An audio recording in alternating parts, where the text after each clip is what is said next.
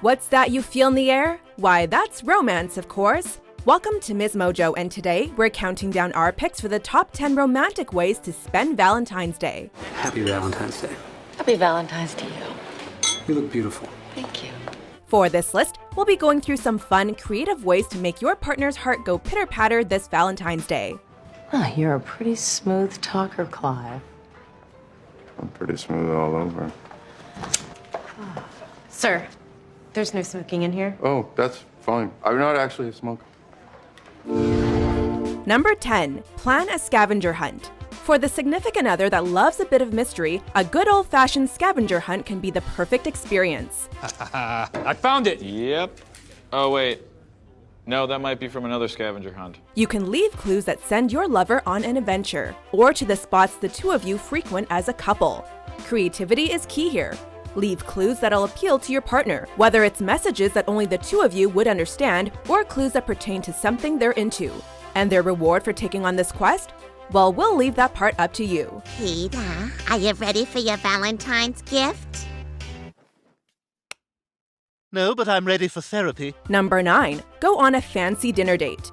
The tried and true Valentine's Day dinner date, where couples scramble to book reservations at their city's swankiest restaurants. I have dinner reservations and no one to go with. Or decide to be adventurous and finally give in to that place Groupon keeps emailing about. To add a bit of flair to the date, why not dress the part and pretend for one night that money is no object? You can even arrive in a limo, as if the two of you are a celebrity duo that people would take notice of. And as an added bonus, if the restaurant is attached to a hotel, stay the night. Number 8. Spend a night at the museum. Pick a mattress, set up camp, and snuggle in. Most of us have fond memories of museum field trips as children, but when's the last time you toured the halls without a teacher or chaperone? It's not the first thing that comes to mind when you think of romance, but museums are full of intriguing themes that delve into the rich history of our society. Be sure to check what exhibits are available, as there are traveling exhibits that tour cities for a limited time. You can even see if there are after-hours events for adults, as some places let you stay overnight for dinner, drinks, and less crowded exploration. Number 7. Pack a relaxing picnic. If you're looking for something more intimate than dinner in a fully booked restaurant, grab a blanket and a picnic basket. The food options are limitless when it comes to picnics, since you're in control of what goes into the basket. You can cook a meal, or you can buy prepared treats to enjoy with your sweetheart. A nice picnic at a beautiful park can be the perfect way to set the mood. But you can't ignore the outdoor theme, and just lay a blanket out on your living room floor or any alternative setting of your choosing. Pretty easy, right? With a picnic, it's the food and company that really counts. And cider-basted spare ribs. Wow, Becky made all this for the movie? Oh, it was no trouble. Well, you put me to shame. All I have is a claret and some old birth control pills.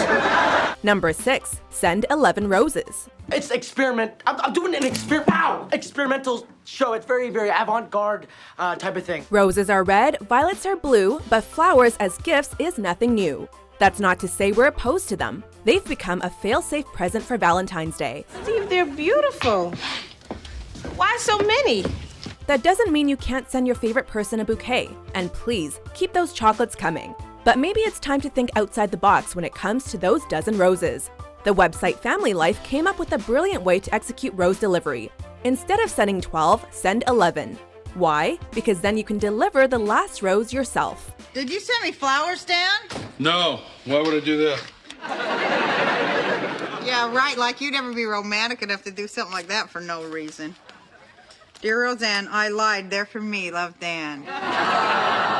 Number 5. Become a local tourist. It might not seem like it since you live there, especially if you've lived there all your life. But your city is probably brimming with possibilities. This can and should go beyond eateries you've never been to.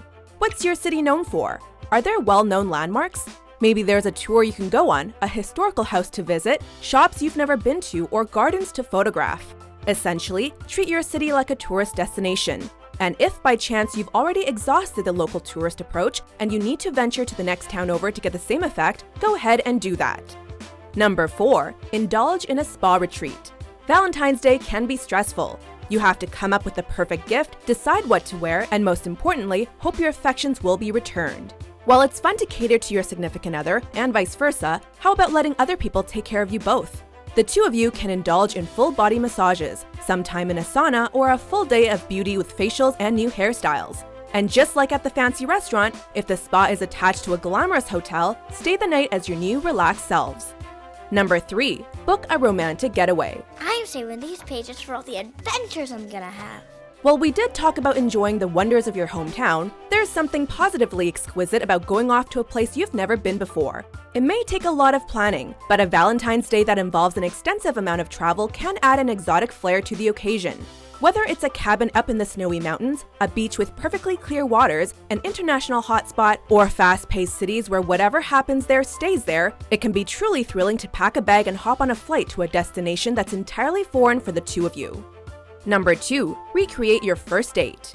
Depending on what your first date was, this could be heartwarming or absolutely hilarious. Still, there's always something special about that very first date. Recreating it is a sweet gesture that's sure to please your loved one, even if you include any laughable pitfalls. Depending on what that date was, it could take a lot of work, but the fact that you even remember what you did will resonate well with your significant other. If you can't recreate the date itself, you can always focus on a pleasant memory the two of you share from that magical day. Before we get to our number 1 pick, let's dim the lights with these honorable mentions.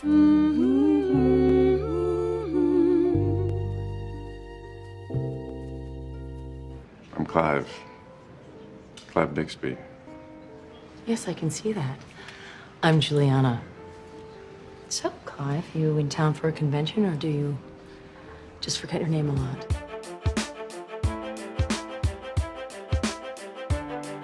Number 1. Partake in at-home luxuries. Of course, no one says you have to go out to celebrate the love you have for your one and only. If you don't feel like dealing with the inevitable crowds on February 14th, you can do quite a few things from our list right at home.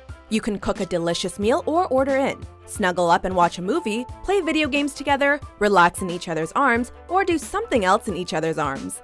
The possibilities are endless, because you know what they say, be it ever so humble, there's no place like home. Why not celebrate the fact that you have someone to share it with? Do you agree with our list? How are you going to spend Valentine's Day this year? For more lovey-dovey top 10s published every day, be sure to subscribe to MsMojo. Happy Valentine's Day. Happy Valentine's Day. Okay, see ya. Bye. Oh, that's... Sorry.